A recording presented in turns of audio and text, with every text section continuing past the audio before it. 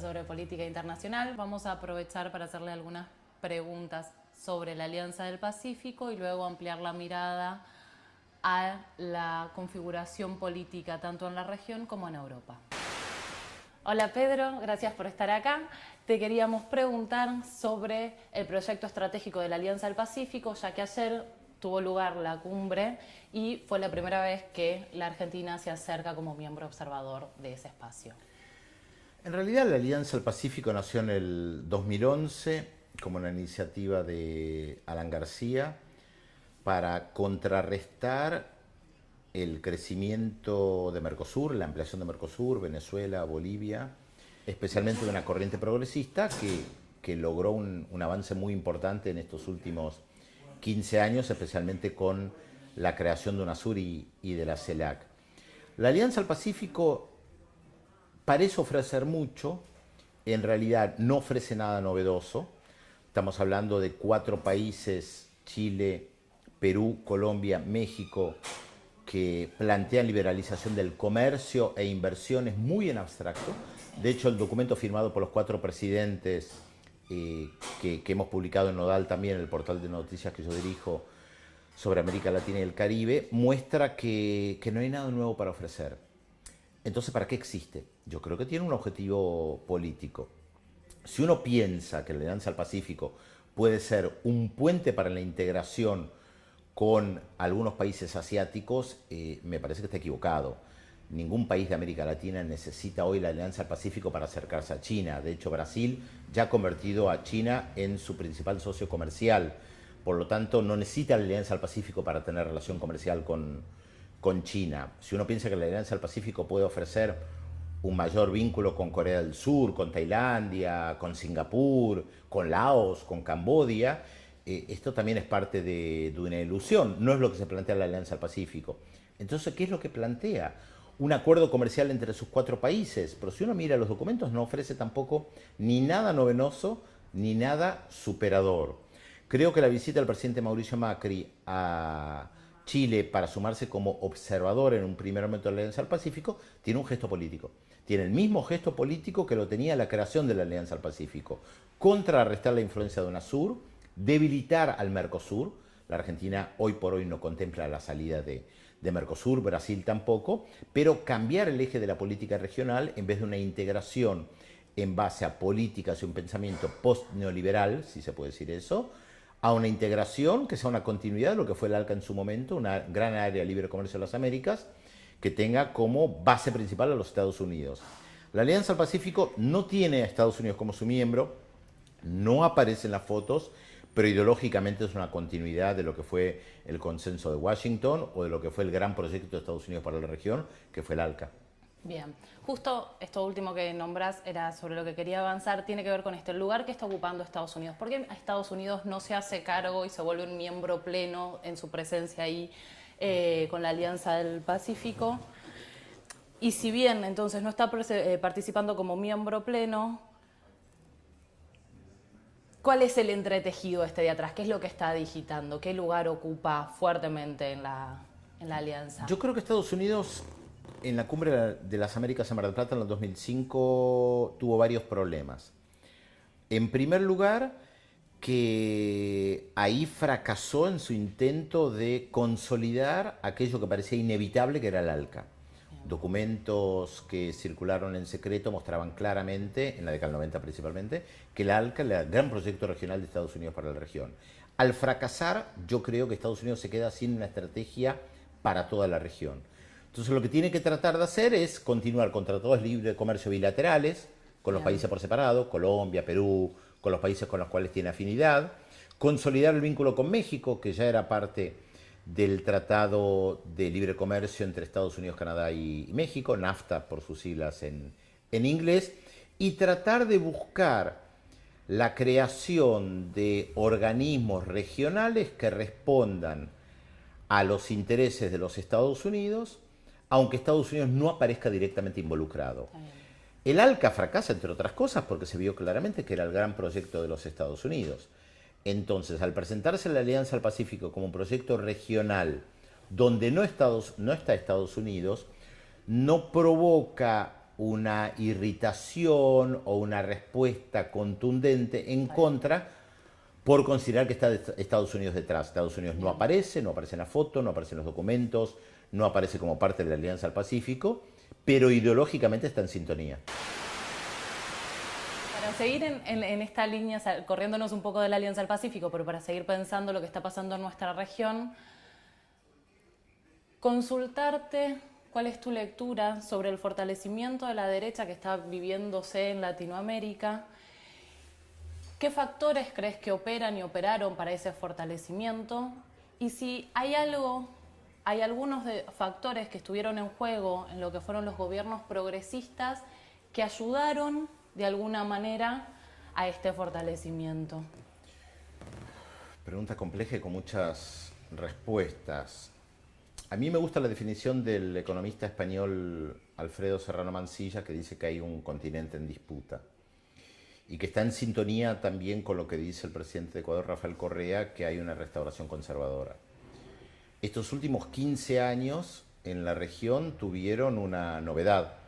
Por primera vez una corriente progresista en el más amplio sentido de la palabra, con diferencias entre presidentes y formas de gobierno muy claras, se consolidó una tendencia que tiene tal vez como primer hito la elección de Hugo Chávez en diciembre de 1998 y que después se refuerza con la elección de Néstor Kirchner en la Argentina, Lula en Brasil, y Tabaré Vázquez en Uruguay, a los que se suman después Evo Morales en Bolivia, Rafael Correa en Ecuador, Fernando Lugo en Paraguay. Cambia el contexto regional y aparecen líderes políticos que en gran parte de su discurso tienen un eje post-neoliberal, no rompen con el neoliberalismo, ni siquiera en muchas de sus políticas, pero todos entienden que están en una misma vereda, que se necesitan, que tienen que sostenerse y que tienen proyectos en común. Y que uno de los proyectos más importantes es la integración regional. Y creo que en este sentido todos entendieron que la integración regional era importante. Por eso nace UNASUR, por eso nace la CELAC. La CELAC hay que recordar que nace incorporando a Cuba y dejando de lado a Estados Unidos y Canadá como un claro gesto político. Por algo Rafael Correa decía que la CELAC tenía que reemplazar a la OEA, tenía que dejar de existir un organismo regional comandado por los Estados Unidos para tener un organismo regional de los 33 países que conforman América Latina y el Caribe sin Estados Unidos. Esto no ha logrado consolidarse porque hay un giro. ¿Por qué se da ese giro? Por agotamiento de los gobiernos, por falta de propuestas superadoras y porque tal vez hay una paradoja. Aquellos gobiernos que más se radicalizaron fueron los que más se consolidaron. Y esto es básicamente Venezuela, Ecuador y Bolivia. Aquellos gobiernos que tuvieron propuestas menos radicales o que fueron menos a fondo en los cambios estructurales fueron los que se debilitaron e incluso en el caso de Brasil y la Argentina los que terminaron cediendo el poder. En el caso de la Argentina a través de un proceso electoral, en el caso de Brasil a través de la suspensión y posible destitución de Dilma Rousseff. Creo que hay un elemento muy importante que entendieron tanto Chávez, Correa como Evo Morales, que había que cambiar la estructura jurídica de los países y que llevaron adelante asambleas constituyentes para cambiar la relación de fuerzas políticas. Los tres lo lograron y tuvieron, por lo menos en un primer momento, asambleas nacionales o congresos, parlamentos, donde lograron consolidar una mayoría que les permitió gobernar. Y yo hace muchos años definí esto como proyectos de refundar los respectivos países a través de la movilización popular que se dan en Venezuela, en Ecuador y Bolivia con las asambleas constituyentes. Lula en Brasil toma un camino diferente. En vez de refundar Brasil, toma la decisión de pactar y negociar con el partido más importante de la política brasileña, que es el PMDB, que empieza siendo un salvavidas de plástico y termina siendo un salvavidas de plomo, porque el mismo partido con el que forma gobierno en aras de la gobernabilidad gobierna, pero se termina hundiendo. En este sentido, la refundación de Venezuela, Ecuador y Bolivia les permitió consolidar gobiernos populares con mayoría parlamentaria. Estamos hablando de situaciones en América Latina donde se plantea cambios de gobierno a través de la vía electoral y no a través de la toma revolucionaria del poder, como en el caso de Cuba, Nicaragua o Granada en décadas anteriores. En este contexto, la única forma de gobernar una vez que se llega a tomar el palacio a través de las elecciones o al gobierno es tratar de cambiar la relación de fuerzas. No lo hizo Fernando Lugo, terminaron destituyéndolo. No logró hacerlo Manuel Zelaya, lo destituyeron. No lo hace Lula da Silva y también tampoco lo hacen en la Argentina. Ahora sí, vamos a ampliar la mirada al panorama internacional y es inevitable entonces preguntarte por la salida de Gran Bretaña de la Unión Europea y cuáles son las posibles consecuencias o repercusiones que podamos llegar a sentir en la región. Es difícil saber cómo va a afectar a América Latina porque primero no sabemos cómo va a afectar a Europa. Está claro que estamos hablando de un terremoto político, un terremoto que cuestiona el liderazgo de David Cameron en el Partido Conservador, una crisis en el Partido Conservador, crisis en el Partido Laborista, crisis en el Reino Unido, porque hay que recordar que el referéndum se hace en el Reino Unido y que el Reino Unido es un país complejo porque está formado por 4 regiones, Inglaterra, Gales, Escocia y el norte de Irlanda, que en las regiones hay posturas diferentes respecto a la permanencia misma dentro del Reino Unido y de la Unión Europea, que los escoceses no hace mucho hicieron un referéndum para ver si se separaban del Reino Unido, que lo perdieron, que los escoceses quieren seguir en la Unión Europea y ahora se replantean la posibilidad de hacer un referéndum para ver si Escocia se separa del Reino Unido y se incorpora a la Unión Europea, que esto puede ser un precedente para los catalanes, porque los catalanes han sido amenazados por parte de Madrid una y otra vez que si se separan de España no van a ingresar a la Unión Europea. La situación en el Reino Unido plantea un nuevo desafío. ¿Qué pasa si efectivamente los escoceses se separan del Reino Unido y se quieren integrar a la Unión Europea, o los que viven en el norte de Irlanda hacen un referéndum para la reunificación de Irlanda, que a su vez Irlanda es parte de la Unión Europea? Por otra parte, los partidos de extrema derecha, que han crecido y mucho en gran parte de Europa, han planteado también la posibilidad de un referéndum en varios países, en Austria, en Alemania, en Rumania, en Hungría, con el planteo de que ellos también se quieren retirar de la Unión Europea. Lo que está en crisis es el proyecto de la Unión Europea, que habría que preguntarse para qué nació. Y nació básicamente como la mayoría de estas uniones comerciales que se hacen dentro de un marco capitalista, para favorecer a grandes empresas. Es muy lindo que un español se pueda ir a trabajar a Austria y puedan utilizar la misma moneda, pero hay que pensar que esto favorece en primer lugar a aquellos empresarios que pueden tener mano de obra de otros países también en el marco de la Unión Europea. La Unión Europea no se hace solamente para que un español pueda ir a visitar Austria utilizando la misma moneda y sin tener que hacer un control de pasaportes. El proyecto europeo de la Unión Europea nace claramente como un proyecto dentro del marco capitalista para favorecer a los sectores más poderosos. Esto se lo vio claramente en el caso de Grecia, cuando el Banco Central Europeo prácticamente se puso de rodillas al gobierno de Alexis Tsipras después de haber ganado las elecciones para que no tomara medidas que favorecieron a la inmensa mayoría de los griegos, pero que no estaban en sintonía con el proyecto de la Unión Europea. Bueno, para ir finalizando la sección internacional europea, preguntarte cuál es el análisis de las elecciones de este fin de semana pasado en España. Sabemos que estuviste muy involucrado, siguiendo en fino el proceso de Podemos, que el año pasado sacaste un libro, entonces por ahí sería deseable que nos hagas una lectura sobre el proceso en general y lo que pasó este fin de semana en las elecciones. No es fácil tomar el cielo por asalto, para usar una frase que probablemente la gente que lo siga a ustedes conozca. No es fácil pensar que en apenas 2 años se puede tomar el poder, sea por la vía electoral o por cualquier vía, estamos hablando de España, estamos hablando claramente de la vía electoral. Podemos ha revolucionado la política española y es una consecuencia directa del 15M, de eso no cabe la menor duda. El 15M es una irrupción masiva de miles y miles de personas cuestionando las políticas neoliberales en España. De ahí a transformarlo en una alternativa política hay un paso gigantesco.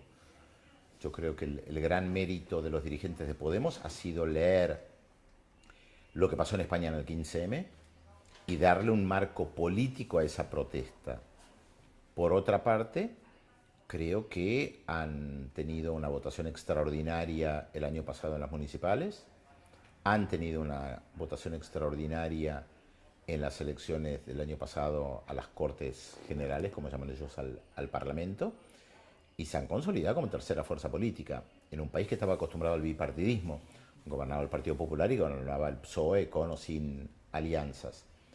Hoy la política española gira alrededor de Podemos, por más que Mariano Rajoy sea el encargado hoy de formar gobierno. Creo que el gran problema para Podemos de las últimas elecciones de junio, del 26 de junio, es que las expectativas creadas por las encuestas que ellos no manejaban, los llevó a creer que efectivamente iban a tener una elección por sobre el Partido Socialista, que iban a disputar el primer puesto con el Partido Popular. Creo que ellos terminaron rehenes de la trampa de las encuestas, que puede haberlos desmovilizado un poco y que además representó un problema, porque como la expectativa era tan gigantesca, el golpe también fue proporcional a la expectativa. Entonces lo ven como una derrota. Cuando en apenas 2 años consolidarse como tercera fuerza política y gobernar ciudades como Madrid, Barcelona, Zaragoza, Palma de Mallorca, La Coruña, Pontevedra y tantas otras, es un éxito fenomenal que pocos movimientos políticos han logrado en la historia. En apenas 2 años consolidarse como alternativa de poder y gobernar las 2 principales ciudades del país. Ahora bien, Podemos es una formación política nueva. No están en todo el país. Está claro que los sectores rurales todavía más conservadores siguen siendo afines al Partido Popular y gran parte de las ciudades. Que los 40 años del franquismo no se borran de la noche a la mañana. Que un país que no tuvo juicio y castigo a los responsables de la dictadura todavía pena justamente por no haber llevado adelante ese juicio y castigo. Y que por otra parte el Partido Popular tiene toda una tradición, al igual que el PSOE, de gobernabilidad, de debate político, de inserción, que tampoco se logra revertir de la noche a la mañana. Me parece que el gran desafío de Podemos es comprender que el cielo no se toma por asalto en 2 años, que la política a veces lleva un poco más de tiempo, pero que de todas maneras tienen algo que muy pocas formaciones políticas progresistas o de izquierda tienen en el mundo, y que es la vocación de poder. Para ganar hay que tener vocación de poder, para convertirse en alternativa política hay que tener vocación de poder. Podemos lo tiene, y esto no implica ni que lleguen o que fracasen. Ahora bien, sí creemos que efectivamente el Partido Popular va a lograr resolver los problemas de la desocupación, los problemas económicos de España. Entonces uno puede pensar que Podemos va a desaparecer, que los movimientos sociales van a desaparecer y que no va a haber nunca más protestas sociales en España. Como yo no creo que el Partido Popular, con sus políticas neoliberales, logre este cometido, pienso que Podemos va a estar ahí. No sé si va a llegar a ser mayoría dentro de España, creo que le falta ahí y mucho para eso, porque además van a tener que demostrar que pueden gobernar y no solamente protestar. Creo que uno de los problemas de muchos movimientos progresistas o de izquierda es que tienen que demostrar que efectivamente pueden resolver los problemas de la vida cotidiana de la gente, que tal vez es lo más difícil. Ya para dejarte tranquilo esta tarde, te queríamos preguntar sobre tu salida de los medios, que al final ese tema, como está en la agenda acá, la agenda mediática va tan veloz, eso quedó allá lejos en abril. Después de todas esas repercusiones, retomar un poco la lectura sobre ese proceso y que nos cuentes los proyectos que estás teniendo este año ahora. A ver, la respuesta es muy sencilla.